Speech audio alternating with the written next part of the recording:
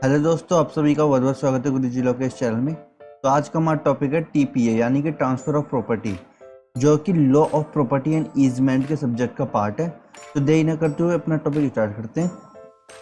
तो सबसे पहले हम हिस्ट्री जानते हैं, क्यों टीपीए की जरूरत पड़ी, यानी कि ट्रांसफ़र ऑफ प्रॉपर्टी एक्ट 1882 की क्यों जरूरत पड़ी। तो क्या होता था पहले के ज़माने में, अगर देखा जाए तो प्रॉपर्टी लेन देन का जो जरिया होता था वो सिर्फ बाय द वर्ड्स होता था कि आप जो है हमारी प्रॉपर्टी ले सकते हो जोतने के लिए, मतलब फॉर क्रॉपिंग एंड बहुत सी चीज़ें क्या होती थी, उनके साथ एक्सप्लॉयटेशन होता था। बहुत लोगों के साथ क्या होता था कि जमींदार जो है अपनी हाई रेट ऑफ इंटरेस्ट पर प्रॉपर्टी दे देते थे, जिस वजह से क्या है कि वो उस अमाउंट को जो है देने में असफल होते थे। तो लैंडलॉर्ड क्या है उन किसानों की सारी ज़मीन जो है हड़प लेता था, जिस वजह से क्या है बहुत सारा एक्सप्लॉयटेशन बढ़ने लगा। और पुराने ज़माने में अगर देखा जाए तो राजा ही जो है एक तरह से सोर्स ऑफ माना जाता था, जो कि जिनके अगर राजा ने बोल दिया कि आप जो है प्रॉपर्टी एक पर्सन को दोगे तो देनी पड़ती थी बिना किसी रीज़न के ही। तो ये सब भी चीज़ें जो है देखी जाती थी। तो ऐसी चीज़ को दूर करने के लिए आया हमारा टीपीए 1882। अब क्या है इसकी स्टार्टिंग अगर देखें कि कहाँ से ये स्टार्ट हुआ, तो पहले क्या था, टीपीए के आने से पहले यानी कि 1882 से पहले जो है प्रिंसिपल ऑफ इक्विटी का सिद्धांत चलता था, यानी कि सभी को समानता का अधिकार जो है लेकर के चलता था ये। इसमें क्या है, सभी को इक्वल लेकर चलता था कि आपके पास अगर प्रॉपर्टी है तो दूसरे के पास भी प्रॉपर्टी होनी चाहिए और आप जो है उसे ले नहीं सकते। ऐसे करके कुछ जो है इक्विपमेंट चलते थे। फिर क्या है, क्वीन एलिजाबेथ के मन में ये ख्याल आया कि क्यों ना इसके ऊपर लॉ बनाया जाए। जब लोगों को एक्सप्लॉयटेशन हो रहा है इस चीज़ का, तो इसके ऊपर लॉ बनाया जाए। तो क्वीन एलिजाबेथ सेकंड ने जो है फर्स्ट लॉ कमीशन बिठाई, जिसमें क्या है टीपी यानी कि ट्रांसफ़र ऑफ प्रॉपर्टी रिगार्डिंग जो है उसमें बातें करी गई थी कि प्रॉपर्टी का जो ट्रांसफ़र है वो एक तरह से फॉर्मल वे में होना चाहिए। और फिर क्या है 1877 में क्या है ड्राफ्ट तैयार किया, जो कि ड्राफ्ट जो तैयार हुआ था क्वीन एलिजाबेथ के द्वारा फर्स्ट लॉ कमीशन में, वो ड्राफ्ट इंडिया में भेजा गया 1877 में। और उसके बाद क्या है कि कुछ अमेंडमेंट्स लाए गए इंडियन लेजिस्लेचर के द्वारा, और फिर वो अमेंडमेंट्स ला करके सिलेक्शन कमेटी के पास वो भेजा गया।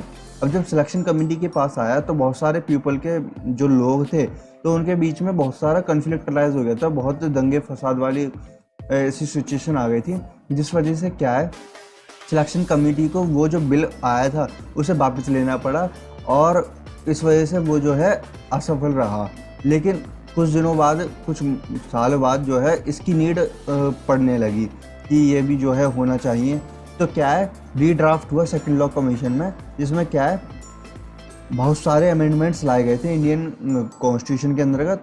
और जब ये सब चीज़ें आने के बाद क्या है हमारा टीपीए पास हुआ 1882 में। तो इतना सब होने के बाद जो है हमारा 1882 में टीपीए पास हो गया, यानी कि ट्रांसफ़र ऑफ प्रॉपर्टी ये एक्ट बन चुका था 1882 में। जब हम बात करते हैं ट्रांसफ़र ऑफ प्रॉपर्टी की, तो इसमें दो शब्द लिख करके आते हैं, एक ट्रांसफ़र और एक प्रॉपर्टी। तो प्रॉपर्टी का मतलब क्या होता है, property is the land everything permanent attach to it and all of the interest benefit and right inherent in the ownership of real estate.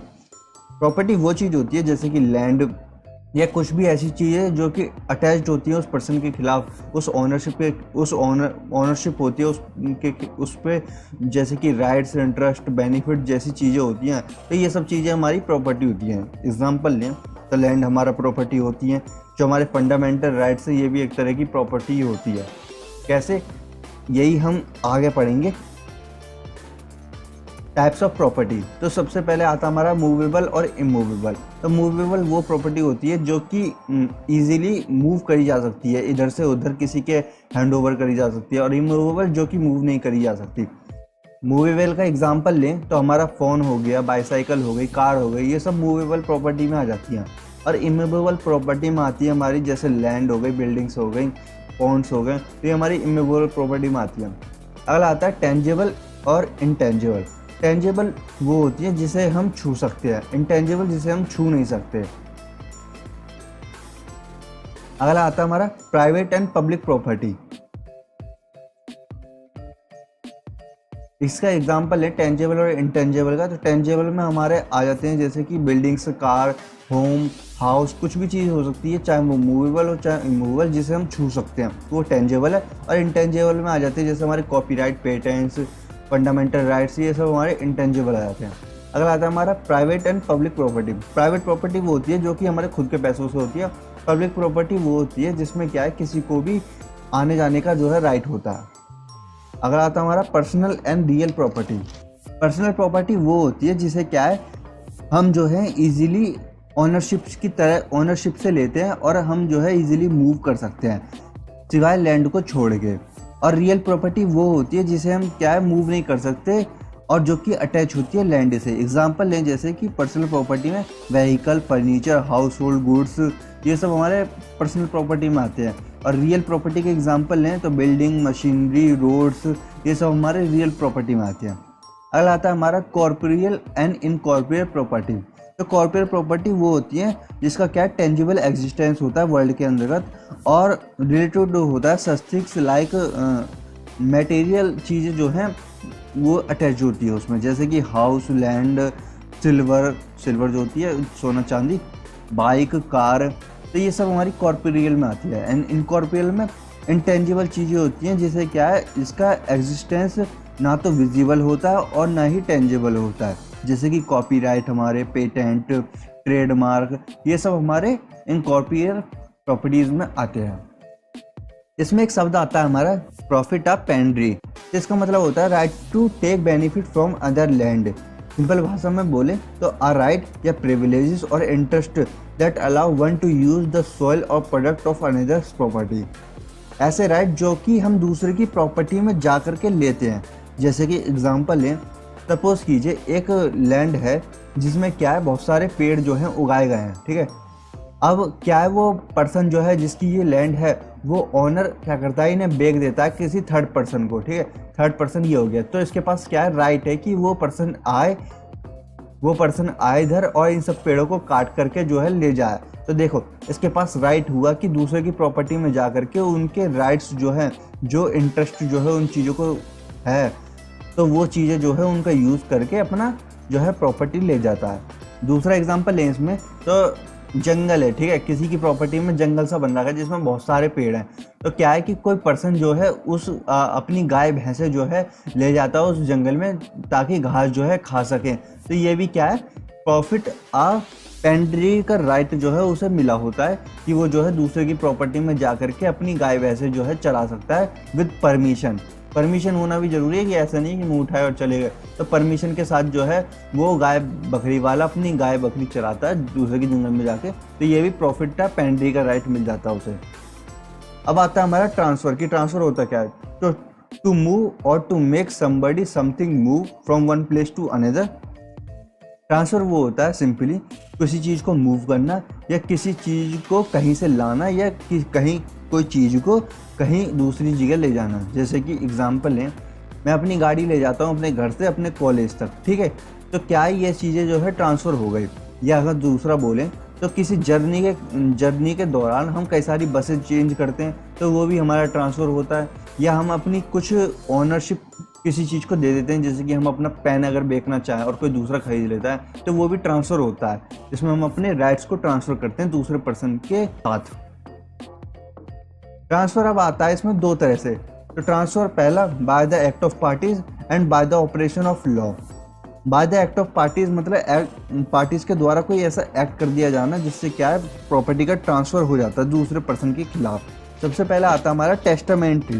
तो टेस्टामेंट्री ट्रांसफ़र वो होते हैं जो कि गवर्नमेंट होते हैं सक्सेशन के द्वारा, यानी मतलब उत्तराधिकारी जो होता है उस पर्सन का, उस पर्सन के एक्ट से जो है वो ट्रांसफ़र होती है। और ये इफेक्ट में तब आता है जब वो उस पर्सन की डेथ हो जाती है, यानी कि अगर कोई पर्सन मर गया है तो उसकी डेथ के बाद वो जो सक्सेशन मतलब जो उसका उत्तराधिकारी है, जैसे कि उसकी प्रॉपर्टी है वो उस पर्सन को चली जाती है, तो वो आती है हमारी टेस्टामेंट्री में। अगली आती है हमारी इंटरवाइस में। इंटरवाइस में क्या होता है, इसमें ट्रांसफ़र होता है प्रॉपर्टी का बिटवीन लिविंग पर्सनस में। इसमें क्या है डेथ पर्सन से लिविंग पर्सन में जा रहा है, इसमें लिविंग टू लिविंग जा रहा है। अब आता है हमारा by the operation of law. इसमें लॉ के द्वारा कोई ऐसे ऑपरेशन से जो है ट्रांसफ़र भी की जाती है, जैसे कि अगर कोर्ट ने कोई ऐसा ऑर्डर कर दिया जिसमें क्या है प्रॉपर्टी दूसरे पर्सन के पास ट्रांसफ़र हो रही है, तो ऐसा ट्रांसफ़र क्या है by the operation of law है। दूसरा एग्जांपल लें इसमें, तो सक्सेशन एक्ट जो बनाया गया है, उत्तराधिकारी एक्ट जो है, तो उसमें भी यही है, ऑपरेशन लॉ के द्वारा ऑपरेशन से ही वो जो है प्रॉपर्टी डेथ पर्सन से लिविंग पर्सन पे जा रही है।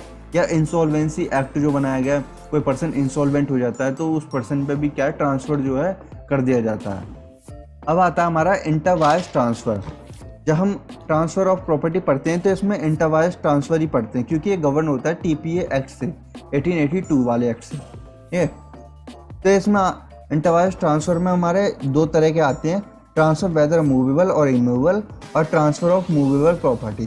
तो हम जब टीपीए पढ़ेंगे यानी कि ट्रांसफ़र ऑफ प्रॉपर्टी एक्ट पढ़ेंगे, एक तो एक गवर्न होता है टीपीए से, और जब हम पढ़ेंगे ट्रांसफ़र ऑफ इमूवेबल प्रॉपर्टी तो ये होगा टीपीए से govern.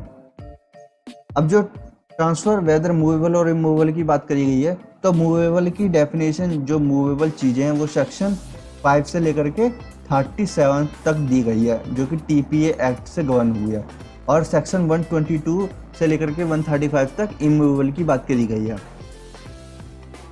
Transfer of immovable property तो सेक्शन 24 से 53A तक और 54 से 127 तक, ये कुछ सेक्शन से दिए गए हैं, जो कि सेल्स बात करता है इतने से इतने, ये सब जो है दिए गए हैं। और अब जब हम इन चीज़ों से जो है ट्रांसफ़र करते हैं किसी चीज़ को, तो इसे बोला जाता है कन्वीनियंस। इसकी ज़रूरत, ये जो शब्द है कन्वीनियंस, इसकी ज़रूरत हमें नेक्स्ट लेक्चर में पड़ेगी, जब हम नेक्स्ट लेक्चर अपना एक्सप्लेन करेंगे कि हाउ ट्रांसफ़र मेड, और ये सब चीज़ें जो है अपना पढ़ेंगे। तो अगर सेल, मॉर्गेज, लीज, एक्सचेंज और गिफ्ट से अगर कुछ चीज़ करी जा रही है तो वो चीज़ हमारी ट्रांसफ़र होती है।